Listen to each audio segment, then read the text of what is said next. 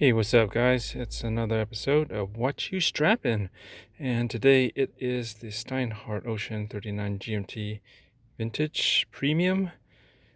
And yeah, this is another review. I've done a review already on this.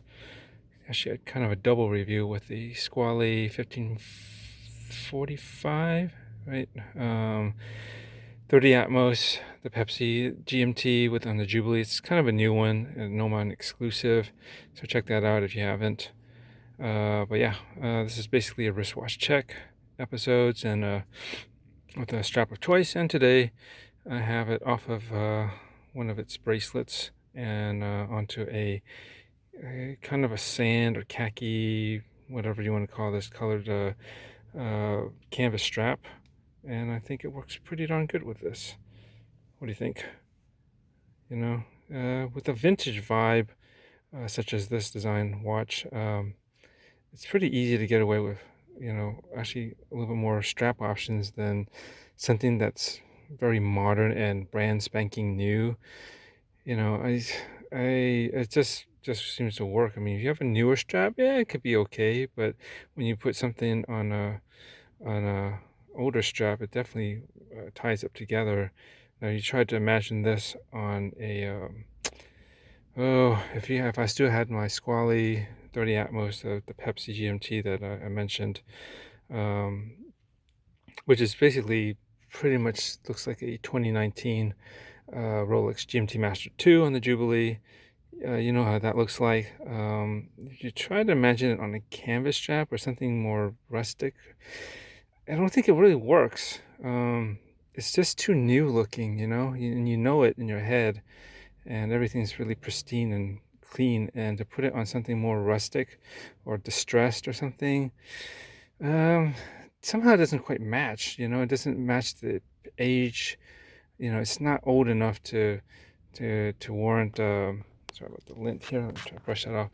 Um, you know, putting on something that looks, you know, uh, 20 years old or something on something that's basically modern day. Um, Now you put on like a new crocodile strap or something, very clean, smooth leather strap or something like that. Yeah, that could probably work. Or even a relatively new looking NATO style strap. I think that could work too. But yeah, anything too vintagey, it's just clashes. That's why I don't really dig. I'm going off here in a small rant, but I don't really dig the latest Nomad exclusive of that Squally 30 Atmos 1545 Pepsi GMT. There's like a vintage version of that where they have like faux vintage loom on the ceramic bezel uh, and handsets and dial, which is actually a little bit more yellow orangey than I think these are on this Steinhart. Um, yeah, it doesn't match to me. I mean, you're putting like 50, 25, an old looking, aged kind of radium look on a basically a 2019 model. And I don't know, some people like that, but I don't know. It's like you don't see the disparage and lack of continuity in looking at something that's like of today, 2019, with loom that was pulled from something, 25, 35 years plus old. I don't know. It just doesn't work for me.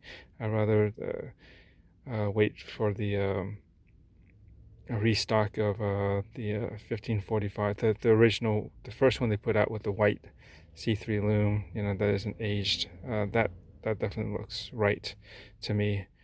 Anyways, this is about this. So, anyways, not much else to say. On a two-piece strap, you can keep the watch laying low and flat as possible, which is good. And I think this look just kind of works with this. Yeah. Anyways, take it easy and catch you on the next thing.